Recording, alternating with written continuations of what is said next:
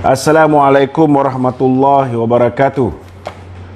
Atas permintaan ramai, maka malam ni kita sekali lagi ke udara untuk membincangkan isu-isu semasa, termasuk isu ekonomi pra belanjawan 2021. Jadi sesiapa yang ada sebarang persoalan, pertanyaan, bolehlah ditulis dalam ruangan komen live FB ni. Dan bersama-sama saya malam ni ada beberapa sahabat-sahabat yang hadir, yang akan bertanyakan soalan-soalan kepada saya, dan dalam masa yang sama mereka juga akan membaca soalan-soalan tuan-tuan yang berada di rumah. Okey, silakan. Datuk, tadi yang 10 jam yang lepas, Malaysia kini ada menyebut bahawa pemimpin Perikatan Nasional berkumpul untuk mesyuarat di Hilton. Ya. Dan saya dipahamkan melalui satu Facebook posting Datuk Zahari Mat Yassin, seorang blogger, yang mengatakan bahawa Datuk Seri Zahid Hamidi, Presiden UMNO, sudah keluar daripada mesyuarat itu kerana tidak setuju. Dikatakan bahawa Tan Sri Muhyiddin telah offer 3 juta ringgit bajet kepada setiap ahli-ahli Parlimen Pembangkang. Jika sekiranya perkara itu betul-betul wujud, apakah pandangan Datuk dari segi implikasi politik negara selepas saja bajet ini dilulus atau tidak? Itu soalan pertama saya, Datuk. Okey, pertama sekali, sebaik saja saya membaca kenyataan yang mengatakan bahawa berlakunya sogokan oleh Yang Berhormat Perdana Menteri kepada wakil rakyat yang akan mengundi belanjawan 2021, yang mengatakan bahawa peruntukan sebanyak 3 juta ringgit akan disalurkan kepada setiap ahli parlimen, termasuk ahli parlimen pembangkang, sekiranya belanjawan ini diluluskan. Saya telah menghantar satu mesej kepada Datuk Seri Ahmad Maslan, Setiausaha Agung UMNO, untuk bertanyakan sama ada benar perkara ini ataupun tidak. Jadi sehingga hari ini, sehingga saat ini, saya masih belum dapat sebarang konfirmasi. Tetapi sekiranya saya jawabnya, sekiranya benda ini benar-benar berlaku, saya anggap ini adalah satu benda yang tidak sepatutnya berlaku. Dan ini juga membuktikan bahawa sekali lagi Tan Sri Muhyiddin menggunakan kaedah menyogok ahli-ahli parlimen bagi memastikan belanjawan diluluskan, dan dalam masa yang sama bagi memastikan undi tidak percaya ke atas diri beliau tidak berjaya. Sebelum ni kita tahu bahawa ahli-ahli parlimen daripada UMNO telah ditawarkan dengan jawatan-jawatan seperti contohnya Datuk Seri Nazri Aziz telah ditawarkan jawatan pengurusi PNB, dan kemudian kita dimaklumkan pula oleh Yang Berhormat Mulia Tengku Razali Hamzah, beliau juga telah ditawarkan dengan jawatan pengurusi Petronas, tapi alhamdulillah kedua-dua mereka telah menolak tawaran ini. Ini menunjukkan bahawa ahli-ahli parlimen daripada Barisan Nasional masih penuh integriti dia, dan tidak mudah berkompromi dengan apa yang cuba dilakukan oleh Tan Sri Muhyiddin Yassin. Dan kalau benarlah perkara ini berlaku, saya rasa ke bawah duli tuanku harus membuat satu keputusan yang tegas, kerana rata-rata yang telah melafazkan ikrar untuk menyokong belanjawan 2021, kebanyakan daripada mereka melakukan perkara tersebut lebih kepada untuk menghormati kenyataan yang dikeluarkan oleh pihak istana. Sama ada kenyataan itu datang daripada ke bawah duli tuanku ataupun tidak, saya tidak pasti, tapi saya curiga dengan kenyataan ini, kerana saya yakin bahawa tuanku seorang yang bijaksana, beliau tidak akan sesekali mencampuri urusan politik negara. Dan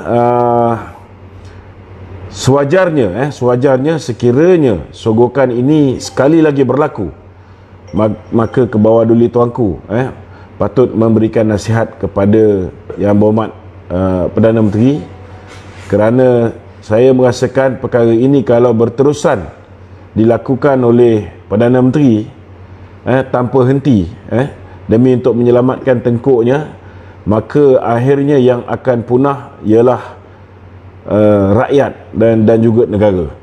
Hari ini rata-rata rakyat bising, walaupun hari ini kita tengok dalam posting Tan Sri Muhyiddin, beliau menghantar bekalan pergi ke Sabah dan Sarawak, Labuan. Tetapi dalam posting yang beliau buat, beliau dikecam hebat akibat daripada kegagalan beliau untuk memberikan kebenaran kepada rakyat yang mencarum dengan KWSP untuk mengeluarkan RM10,000 daripada akaun pertama mereka. Ini bukan rakyat minta duit kerajaan. Ini kena faham. Ini rakyat minta duit mereka supaya mereka boleh gunakan dikala mereka benar-benar tenat, benar-benar susah.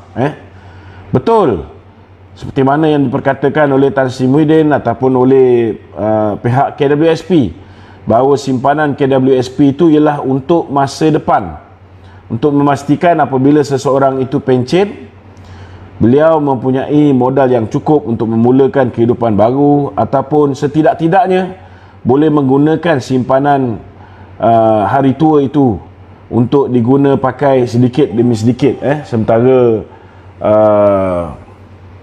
sebelum dipanggil Allah Ta'ala lah. Jadi hari ni saya nak tegaskan, keadaan kita rakyat dekat bawah ni, keadaan dah dalam keadaan yang sangat-sangat menyedihkan, sangat-sangat menyedihkan. Rata-rata sudah mula tak makan pun ada. Saya hari-hari kita mendapat, sebab kami selalu menghantar bantuan kepada mereka-mereka yang memerlukan. Tetapi kita dapat terlalu banyak, contohnya permohonan untuk mendapatkan bantuan daripada negeri Sabah. Sepatutnya Tan Sri Muhyiddin sebagai orang yang telah menyebabkan berlakunya pilihan raya kecil, pilihan raya negeri Sabah lebih awal daripada sepatutnya, apabila beliau telah mengarahkan dua orang kanan dia, Hamzah Zainuddin dan juga Nadim, setiausaha politik beliau, untuk mengatur supaya Musa Aman diangkat menjadi Ketua Menteri Sabah dengan membeli beberapa orang wakil rakyat daripada warisan. Ini telah membawa kepada tindak balas Syafiq Abdal yang telah akhirnya membawa kepada pembubaran parlimen. Sepatutnya dalam keadaan coronavirus yang meningkat dan hari ini menyebabkan rakyat di Sabah menjadi dalam keadaan teruk, sangat teruk, terutamanya tempat-tempat yang dikenakan sekatan dengan sangat dahsyat, tak boleh keluar, bergantung harap pada bantuan dan sebagainya. Tak semua bantuan dapat sampai dengan baik, dan tempat-tempat yang tidak mendapat bantuan daripada JKM ataupun daripada pihak berkuasa, mereka ni lebih parah, kerana tidak ada sebarang bentuk bantuan yang disalurkan kepada mereka. Itu sebabnya ada cadangan daripada Datuk Seri Najib supaya untuk Sabah, kenapa tidak kita berikan bantuan one off sebanyak RM1,000. Sepatutnya Tan Sri Muhyiddin dapat setidak-tidaknya mengutamakan perkara ini kepada rakyat negeri Sabah terlebih dahulu, kerana mereka lah yang paling terkesan, yang berpunca daripada ketamakan kuasa orang politik ni. Dan yang keduanya, kita lihat, kita tahu bahawa akibat daripada kegagalan kerajaan di bawah pimpinan Tun Dr. Mahathir yang lepas, menyebabkan kedudukan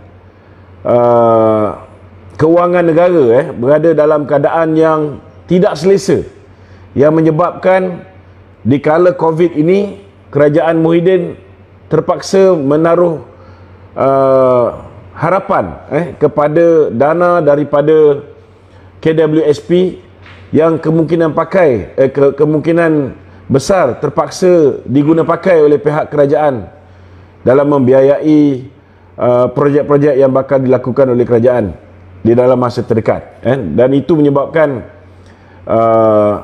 kemungkinan besar dana sebanyak RM10,000 yang dicadangkan oleh Datuk Seri Najib untuk dibenarkan pencarum keluarkan daripada akaun pertama tidak dapat ditunaikan, tidak dapat diluluskan.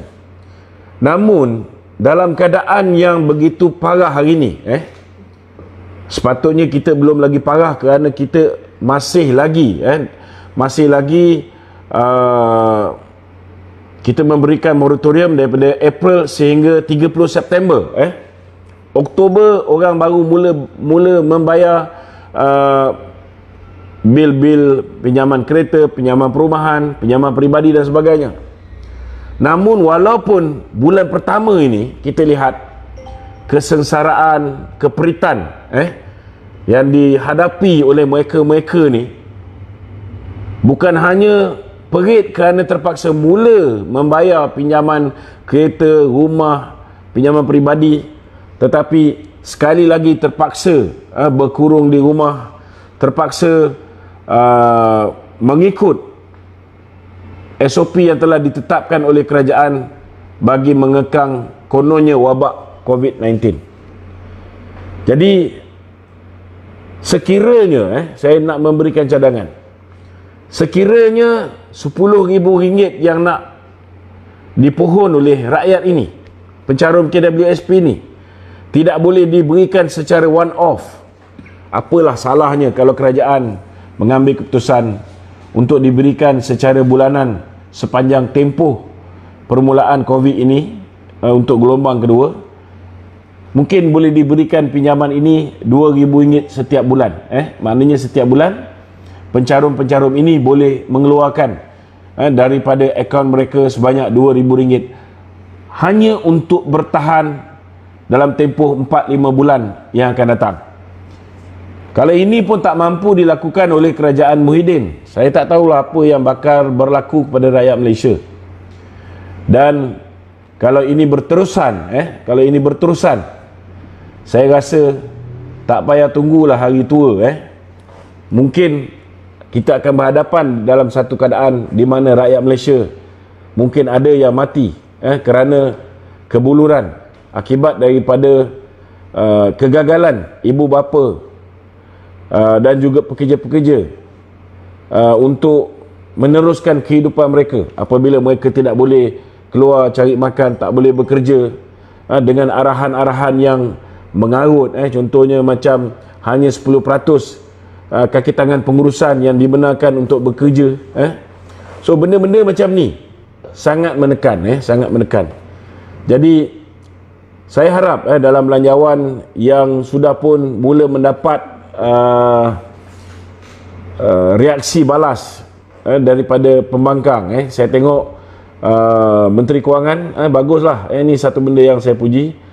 Mereka pergi berjumpa dengan pembangkang, mereka pergi berjumpa dengan parti-parti komponen di dalam kerajaan untuk mendapatkan feedback, tetapi jangan hanya mendapatkan feedback tetapi tidak mendengar apa yang telah diutarakan. Khususnya UMNO hari ini, mereka telah memberikan lebih kurang 6 cadangan utama untuk dipertimbangkan oleh pihak kerajaan.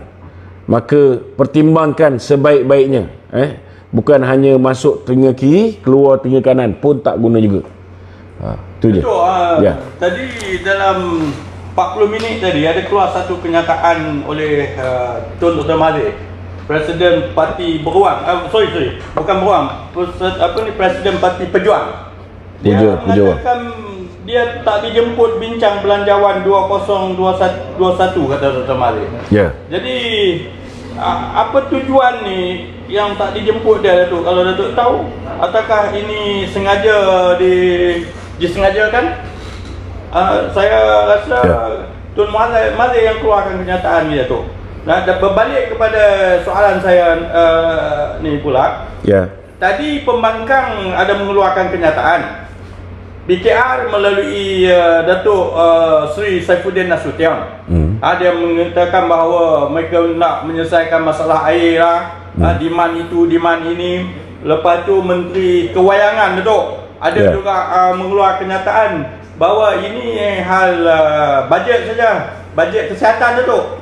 Belum sampai kepada masalah gawat politik Datuk, tak disebut Datuk. Begitu juga Datuk Mat Sabu Presiden Parti Datuk Mat Sabu, dia pun ada mengeluarkan kenyataan Datuk. Jadi dia komen dia tak ni, rasanya Datuk ada panas dah di Parlimen Datuk besok hari dan seterusnya sehinggakan bajet yang cuba didapatkan simpati oleh Yang Amat Berhormat Perdana Menteri. Saya rasa besok mungkin tak panas lah. Kita akan mulakan dengan titah tuanku, dan biasanya akan disambung dengan perbahasan berhubung titah tuanku, dan kemudian akan diteruskan dengan pembentangan belanjawan pada lebih kurang 6 hari bulan November, 6 hari bulan November. Dan kalau nak panas pun 6 hari bulan November dan ke atas, apabila belanjawan tu mula-mula akan dibahaskan oleh Ketua Pembangkang, Ketua Pembangkang Anwar Ibrahim akan membahaskannya, dan kemudian akan dibahaskan oleh ahli parlimen daripada kerajaan, dan kemudian dibahaskan oleh ahli parlimen daripada pembangkang, sehinggalah akhirnya mungkin akan diundi, akan diundi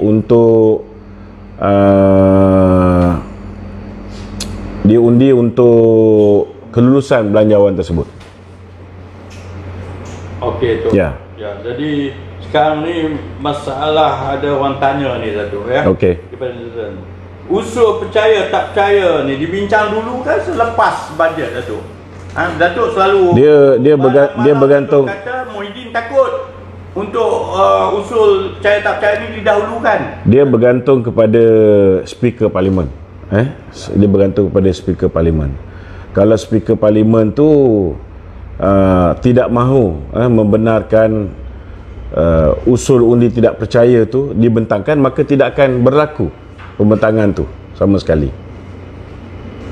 Okey tu. Tapi tadi kita tanya yang persoalan pertama tadi. Adakah jika sekiranya Datuk Zahid Hamidi keluar daripada mesyuarat tu dia tidak puas hati? Apakah tindakan selanjutnya UMNO berkenaan dengan 3 juta yang diberi kepada itu pertama sekali kita kena tahulah sama ada benda tu betul ke tak betul berlaku, kan. Kalau misalnya benda tu berlaku, maka laporan polis boleh dibuat, laporan SPRM juga boleh dibuat ke atas Tan Sri Muhyiddin. Tetapi pertama sekali kena sahkan. Saya dah hantar mesej pada Tok Mat Maslan, masih belum ada respon. Jadi kita tunggu je lah. Tok, kawan saya datang daripada jauh ni. Ada apa soalan Tuan kepada Datuk Rahman? Ya, saya ada satu soalan. Okey. Soalan yang pertama sekali, adakah yang Datuk ramalkan tu benda-benda yang semacam ni dia akan menjadi kenyataan?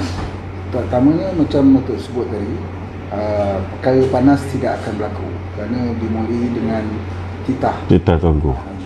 Tapi kalau sebaliknya berlaku macam mana tu? Adakah saya rasa ini saya punya insting lah, saya punya insting. Saya rasa kali ni ahli-ahli parlimen kemungkinan besar akan menganggap bahawa apa yang telah dikeluarkan oleh Datuk Pengelola Bijaya itu datangnya daripada tuanku, dan saya merasakan bahawa kemungkinan besar mereka ni akan akur dan mereka tidak akan membuat sebarang reaksi-reaksi yang menunjukkan mereka tidak mengikut apa yang dinasihatkan oleh tuanku.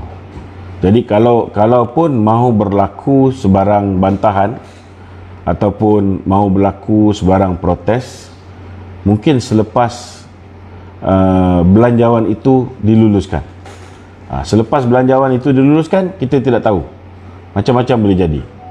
Kalau misalnya ketika itu UMNO mengambil keputusan untuk keluar daripada Kerajaan Perikatan Nasional, itu terpulang. Tetapi saya tak nampak dia akan berlaku sebelum pembentangan belanjawan. Jadi untuk mendapatkan sokongan belanjawan tu mesti majoriti understoodnya lah dari segi kebiasaannya lah.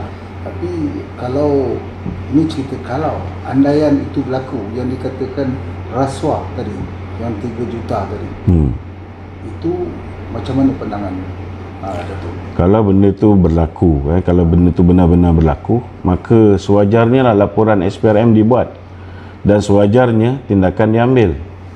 Tak boleh dibiarkan benda ni berterusan. Datuk, makna dia Datuk, kalau Tan Sri Muhyiddin mengamalkan sistem perkara 3 juta tu, adakah sama apa yang Tun Mahathir cakap, Datuk Najib mengamalkan cash is king? Betul ke Datuk? Dari segi anggapan saya lah.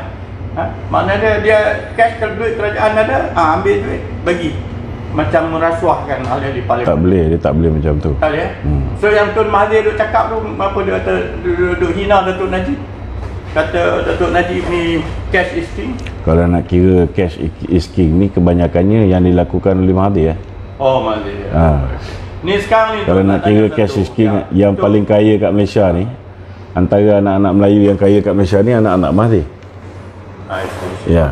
Datuk nak tanya ni, ada peguam Melayu seorang ni. Ya.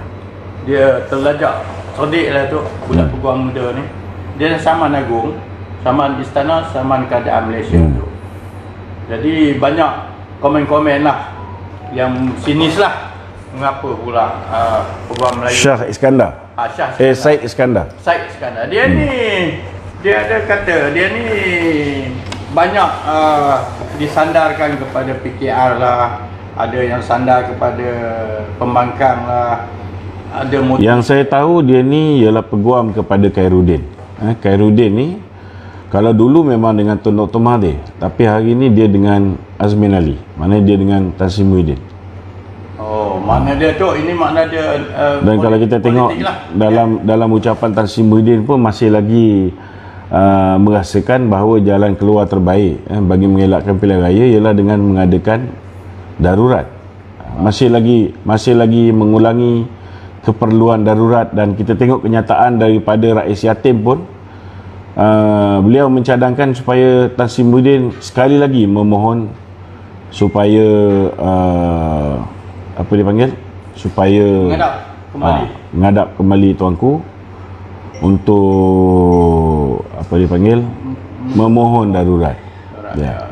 Jadi ada lagi tuan? Ya, saya nak tanya juga berhubung dengan berkaitan dengan andaian kita tadi yang dikatakan ada akan berlaku ni atau sudah berlaku ni rasuah. Ini kalau sudah berlaku, maka pelanjawan ini akan diluluskan. Ini seolah-olah nasi sudah menjadi bubur. Ya? Jadi macam mana kita nak cari jalan, cari proaktifnya supaya benda ini tidak berlaku. Kerana ini, amalan ini amat merosakkan negara. Macam mana Datuk punya pandangan? Dia belanjawan boleh diluluskan, tetapi selepas belanjawan, kerajaan mana yang akan melaksanakan belanjawan itu, melakukan pemerintahan, itu tidak semestinya orang yang sama. Itu kena faham tu. Jadi kalau kita tengok senario hari ini, nasihat baginda tuanku ataupun pegawai yang telah menulis surat ni mengatakan bahawa dia meminta supaya disokong belanjawan ini, tetapi tidak ada sebarang kenyataan yang mengatakan harus mengekalkan Tan Sri Muhyiddin sebagai Perdana Menteri. Jadi benda ni boleh berlaku selepas pembentangan belanjawan. Maknanya untuk belanjawan mungkin ahli-ahli parlimen menghormati apa yang telah pun dikeluarkan oleh pihak pegawai istana, tetapi selepas saja belanjawan itu diluluskan, itu terpulang kepada ahli-ahli parlimen sama ada mereka mau terus mengekalkan Tan Sri Muhyiddin ataupun tidak, itu hak mereka. Ya. Jelas. Datuk, ada satu soalan lagi Datuk. Sahabat Datuk ni dia memberi cadangan supaya Perikatan Nasional tetap ada strategi walaupun tanpa UMNO. Dan dia cadangkan supaya UMNO tarik diri Datuk sekarang daripada kerajaan Perikatan Nasional. Apa pandangan Datuk daripada ni? Orang yang tulis ni bagi tu ni lah Datuk. Dia minta saya tanya juga dengan yang berbagai. Ya, saya secara peribadi daripada awal lagi pendirian saya konsisten. UMNO tidak sepatutnya bekerjasama baik dengan Mahathir maupun dengan boneka Mahathir. Kan? Kalau misalnya UMNO terus bekerjasama, maka ini akhirnya akan membawa padah dalam pilihan raya umum yang ke-15. Kerana setiap kesilapan yang dilakukan oleh kerajaan hari ini, UMNO perlu bertanggungjawab sama. Kan? Jadi dalam keadaan UMNO diberikan peranan yang kecil, tidak dilibatkan dalam contohnya dalam perkara-perkara yang melibatkan polisi ekonomi, yang melibatkan perkara-perkara yang melibatkan kementerian-kementerian penting seperti pendidikan, seperti pembangunan luar bandar. So benda ni akhirnya akan menyebabkan pengundi akhirnya akan menghukum kerajaan Perikatan Nasional dan dia akan menghukum sama UMNO. Jadi jalan yang paling selamat kalau itu hari dia orang ni dengar cakap kan, mungkin kita punya pengaruh tidak merosot. Kalau kita tengok pengaruh BN semenjak menyertai kerajaan Perikatan Nasional ni memang jauh merosot berbanding dengan sebelum ni. Sangat merosot. Okey Tok. Kawan ni, sahabat Datuk ni, Facebook friend Datuk ni, dia tanya, agak-agak sampai bila kerajaan pimpinan Tan Sri Muhyiddin ni boleh bertahan Datuk? Ada apa tuan? Kenapa tuan? Ya? Main-main sekali.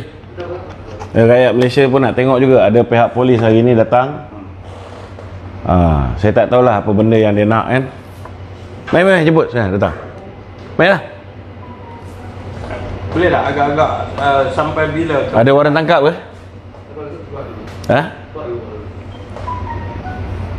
Hari ni malam ni saya didatangi oleh beberapa orang anggota polis. Saya tak tahu apa benda yang mereka mahukan. Jadi saya rasa malam ni cukup lah. Kalau tidak dia orang tunggu lama sangat. Dia orang dah tunggu lama dah. Okey tuan, silakan.